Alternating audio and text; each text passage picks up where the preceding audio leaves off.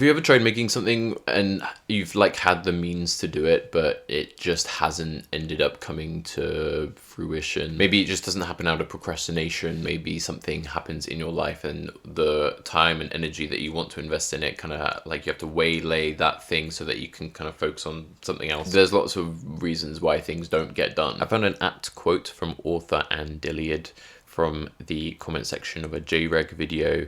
And it goes as follows. One of the things I know about writing is this: spend it all, shoot it, play it, lose it all, right away, every time. Do not hoard what seems good for a later place in the book or for another book. Give it all, give it now. The impulse to save something good for a better place later is the signal to spend it now. Something more will arise for later, something better. These things fill from behind, from beneath, like well water. Similarly, the impulse to keep to yourself what you've learned is not only shameful, it is destructive. Anything you do not give freely and abundantly becomes lost to you. You open your safe and find ashes. I tried writing this video 4 times in the last 5 months and it just something wasn't clicking. Me. I wanted it to be short and snappy, but I ended up writing myself into holes, going into unnecessary detail about things just to prove specific points and such. I was worried that it was going to get a bit too personal. I was worried that it was not going to fulfill the function of underlining themes of the next video. That's what this is. This is supposed to be like an intro or like a prologue piece to kind of drum up some attention for like the main video that I've been working on for the past like 2 years. I wanted it to be artsy at one point. I wanted to make like a short film. I just didn't want to put any time down to actually coordinating those shots or even thinking up of any. I just kind of wanted to do it, and at the same time not knowing what I wanted to do was inhibiting me from doing it. But I do know what I want to say. I don't want to kind of sit around waiting for the right opportunity or the right kind of motivation or the right script, because it's getting too late. I just need to get it out, and I just need to do it now. So I'm doing it now. Have I got a pimple?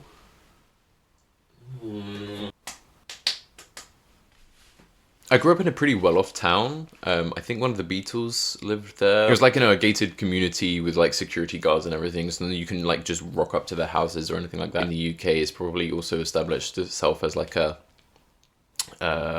pretty posh place with bad reputation for its poshness. However, I wasn't part of this comfortable like class. At 13, my family risked homelessness, and I think that was a real wake-up call as to like where I was in the world, at least in the like in terms of the class and especially where I was like geographically and where my privileges lied and where what I lacked. I went to a good school that was filled with kids with parents that had money, and it was mainly like a game of adaptation and blending in. It's not like these parents were like rich either. Most of them were middle class. Most of them were extremely comfortable, probably voted Tory. Like they didn't have to worry about what they were going to be having for dinner every day or something like that. Basically, it meant that I had a very detached experience from what a lot of my peers were living at the time. It just made it difficult to make and maintain friends. If I was like less developed, or if I was just maybe younger, I would have a very warped sense of what friendship meant. But I think because I had a good early childhood, when people didn't treat me like a friend, I knew it, or at least I didn't like internalize it as this is the way that friendship goes. My first romantic relationship was with someone that is middle class, and I spent a lot of time with her and her family, to the point where it kind of felt like I was like neglecting spending time with my own family. There were lots of things that were going on. That was a very dysfunctional period, so I kind of wanted to escape from it as well.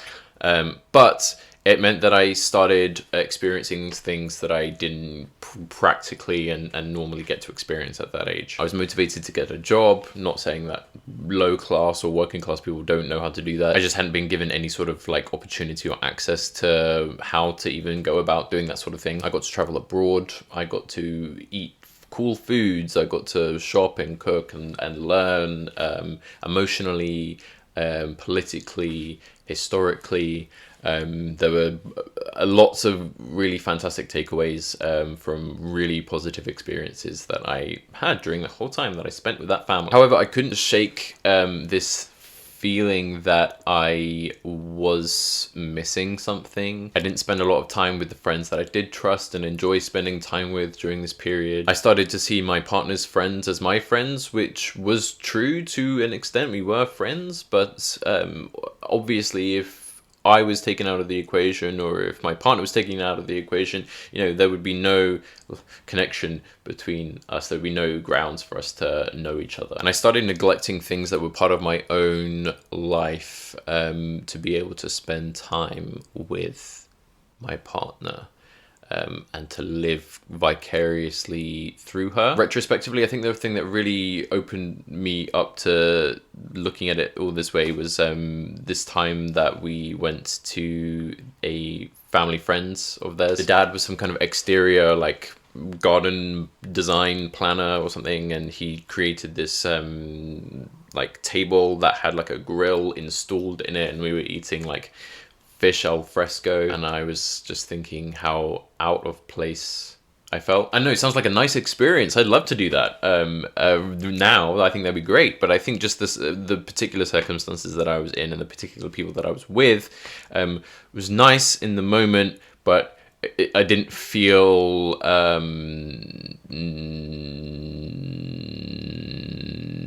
like I was supposed to be there. Like I was an imposter. A lot of times where I had been in those situations, maybe even situations that weren't necessarily like class dissonance or whatever, life of family function rather than family dysfunction, I felt ashamed and like I was in the wrong place in my life. And I think that would send me into strange like moments of dissociation. I don't know, I'd end up going into dissociative states as well, even without these specific causes. Immense amounts of stress or simply not eating enough in the day, I think would like trigger me to be able to not feel anything and like see myself from outside of my body. In short, I had gravitated towards a life that someone else was living, and I put a lot of my own energy into it. And it kind of meant that I was living half of a life. I was living their life and none of my own life.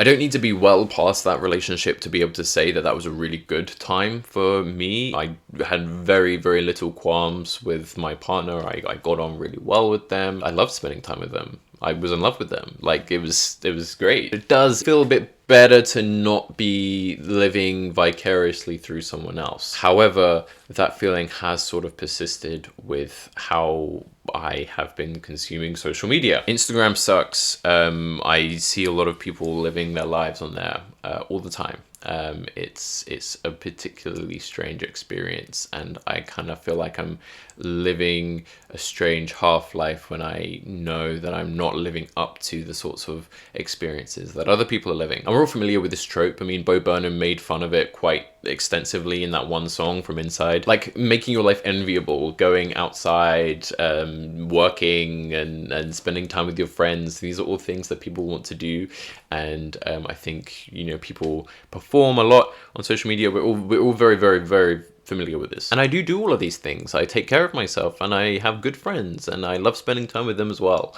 I'm doing hobbies. I'm recording something right now. I'm working in a job that I really enjoy. I am studying a course that I feel like was made for me, and I'm happy for that. But at the same time, being given all of these other instances of people living these kind of perfect lives, it still makes me feel inadequate. I'm experiencing a lot of people's lives all in one go within the space of minutes. Let me explain, but I think you kind of already know where I'm going with this. Instagram and then other social media following suit, like Facebook and Snapchat and TikTok now as well, have evolved in a very particular way to put people that are outside of your life on the same level as the people inside your life. As in, pre-social media, we kind of saw celebrities and companies and politicians and public figures as separate from our personal lives. But now we can see their lives in between the lives of our peers on our social media feeds. If you don't set your Instagram home feed to consist of specifically only people that you're following,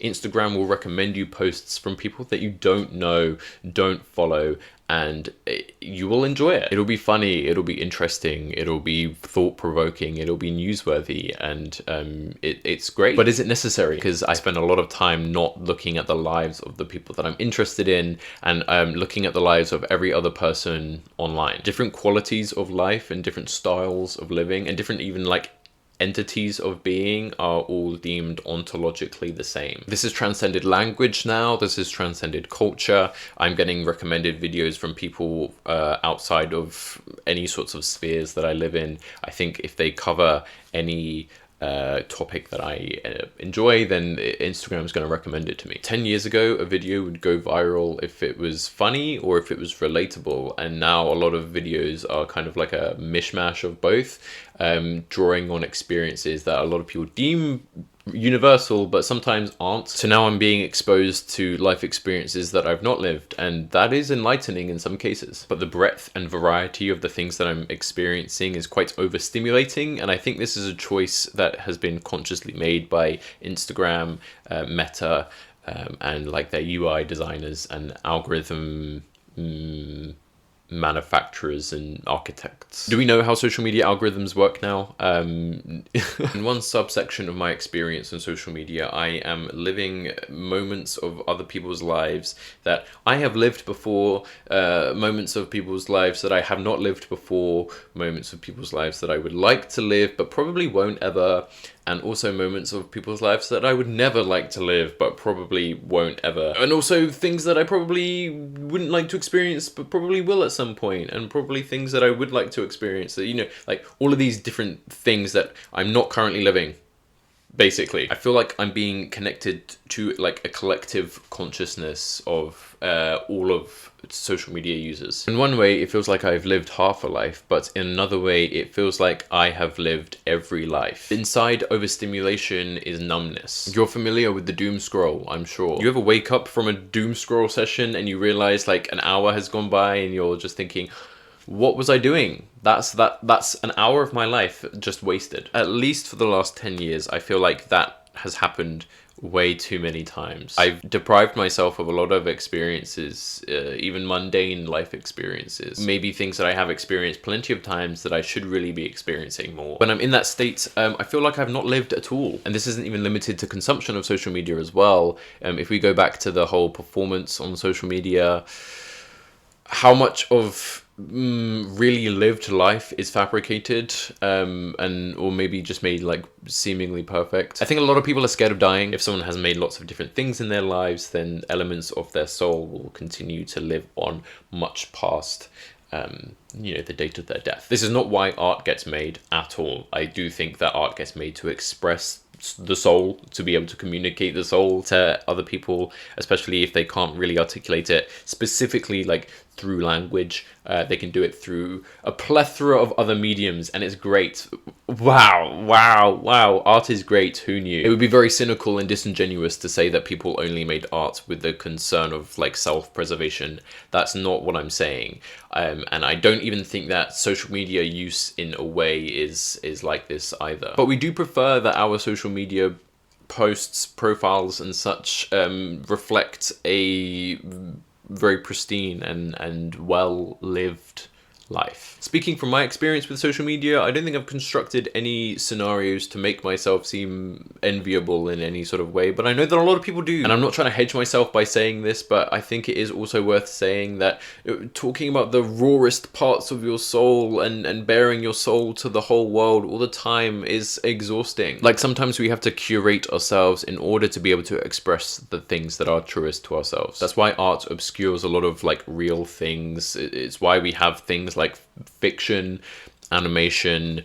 lighting, makeup, actors. I'm still myself when I'm assuming the role of a hospitality worker. I don't think being the realist self is a complete abandonment of all of the social rules within the specific context that you're inhabiting at the very moment. Existing on social media creates roles and rules that people do abandon their actual selves for. In summary, I lived vicariously through another person for a significant period of time, and reflecting on that made me realize that I was living vicariously through a lot of other people's experiences that I was constantly being exposed to. Then that exposure broadened to a point where I felt like I was living lots of people's lives and experiencing at least viewpoints and first-hand experiences of things that I will never get to experience had I not had social media to present them to me. Obviously, I'm never gonna live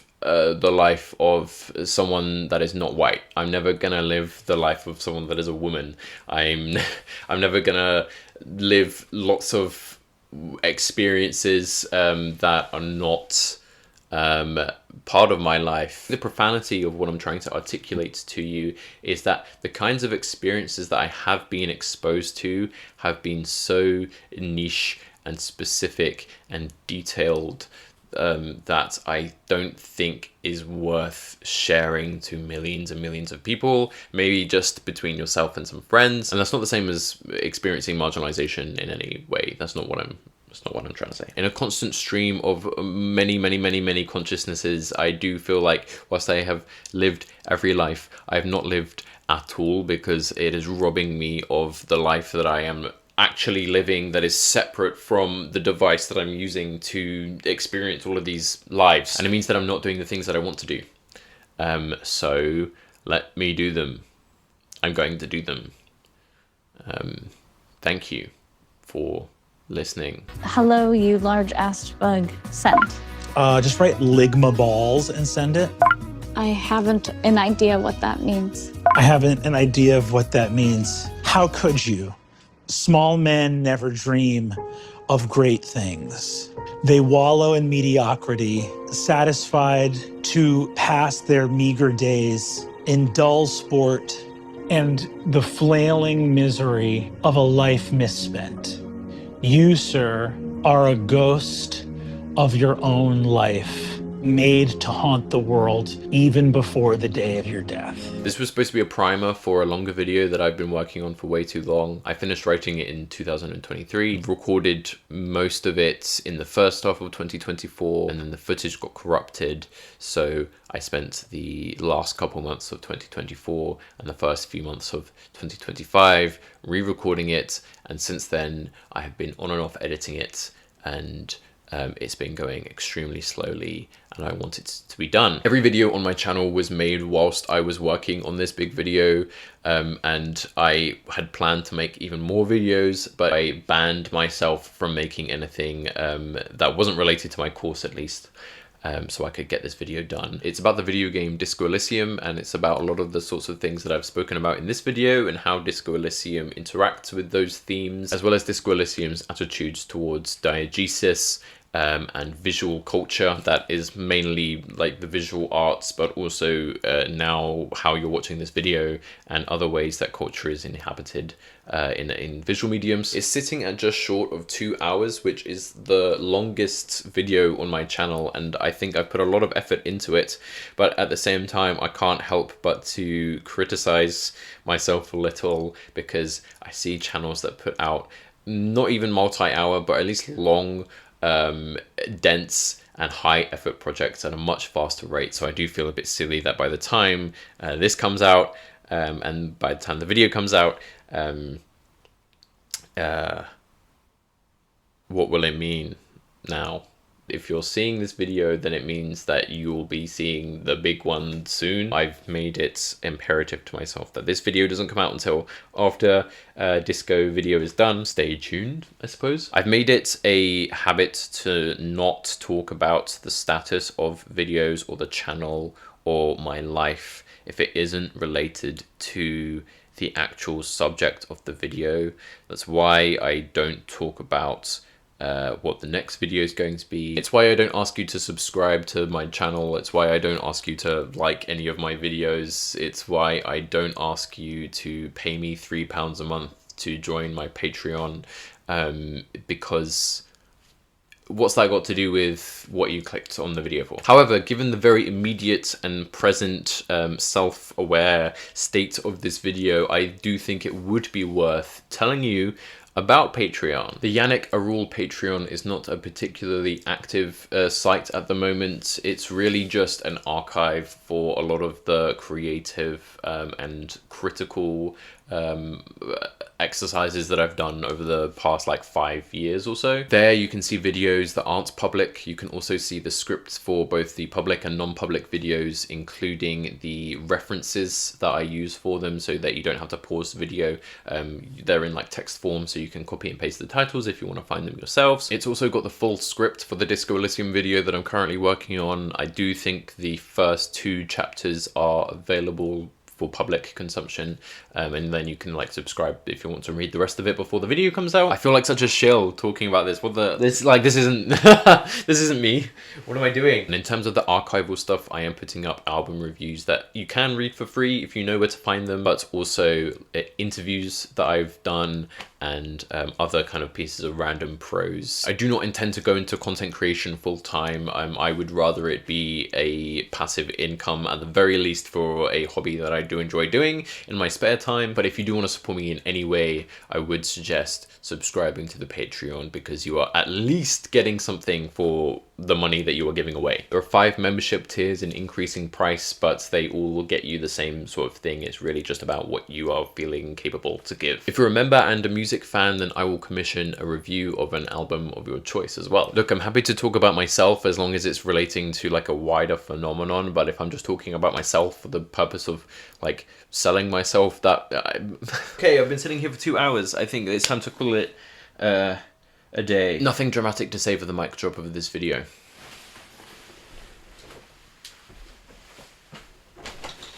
Do I even need to close the door? Like, oh, I don't know.